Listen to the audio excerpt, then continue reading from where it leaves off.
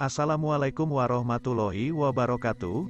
Kali ini saya akan membagikan kisah perkenalan antara Kanjeng Sunan Gunung Jati dengan putri dari negeri Cina yang bernama Ong Tien.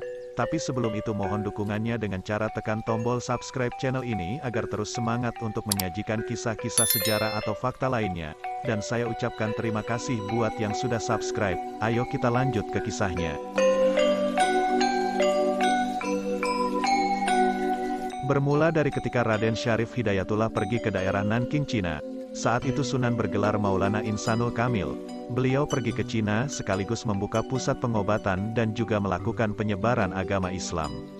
Kanjeng Sunan Gunung Jati selalu menganjurkan kepada orang yang sakit dan juga berobat untuk melaksanakan sholat. Dan ternyata ketika telah sholat para pasiennya kemudian sembuh.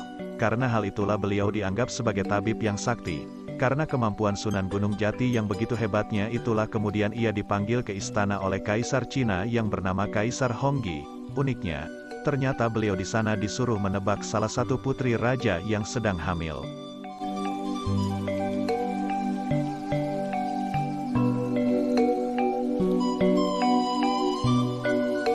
Tentu hal tersebut merupakan bentuk ujian yang diberikan oleh Kaisar Cina.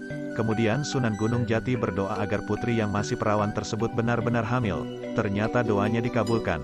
Dan kemudian putri Ong Tien hamil dan kejadian tersebut tentu membuat gempar di seluruh istana. Kaisar Cina tersebut sangat marah kepada Sunan Gunung Jati. Kemudian ia pun mengusir Sunan Gunung Jati dari Cina dan tidak diperkenankan untuk kembali. Tetapi sayangnya, putri tersebut telah jatuh hati kepadanya. Ia meminta untuk diantar ke Jawa untuk menyusul Sunan Gunung Jati. Putri Ong Tien dalam menjemput pujaan hatinya dibekali oleh sang kaisar dengan berbagai perbekalan dan juga 3 pejabat untuk melindunginya. 3 pejabat itu antara lain Pai Li Bang dan seorang menteri negara yang nantinya menjadi Adipati Sriwijaya. Kisahnya, Putri Ong Tien berangkat bersama 3 pejabat tersebut ke Tanah Jawa. Tetapi kemudian seorang menteri bernama Pai Li Bang memilih berhenti dan menetap di Sriwijaya. Nama Pai Li Bang sendiri nantinya akan menjadi asal-usul dari nama Palembang. Dikarenakan Pai Li Bang yang menetap, akhirnya putri melanjutkan perjalanan bersama 2 orang pejabat yang lain, yakni Lai Guanchang dan juga Lai Guanhien. Pertemuan antara mereka berdua akhirnya berakhir mengharukan. Akhirnya Sunan Gunung Jati menikahi putri Ong Tien di tahun 1481.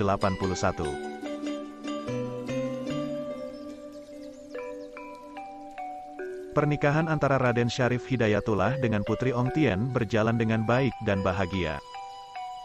Kisahnya hingga kini diceritakan turun-temurun oleh para sesepuh di Cirebon. Tetapi takdir berkata lain, karena putri Ong Tien kemudian dipanggil Yang Maha Kuasa pada tahun 1845 yang mana artinya adalah tahun keempat pernikahan mereka. Hingga kini makam putri Ong Tien pun bisa dijumpai persis di sisi makam Sunan Gunung Jati, Cirebon. Bahkan makam putri Ong Tien banyak diziarah dan masyarakat China di Cirebon sering melakukan ziarah dan mendoakan putri Ong Tien. Begitu kuatnya peradaban China, hingga hampir semua situs bersejarah di Cirebon.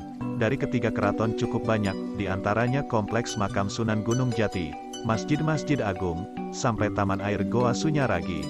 Semuanya memiliki ornamen utama berupa porselen asal negeri tirai bambu yang sampai saat ini bisa Anda jumpai.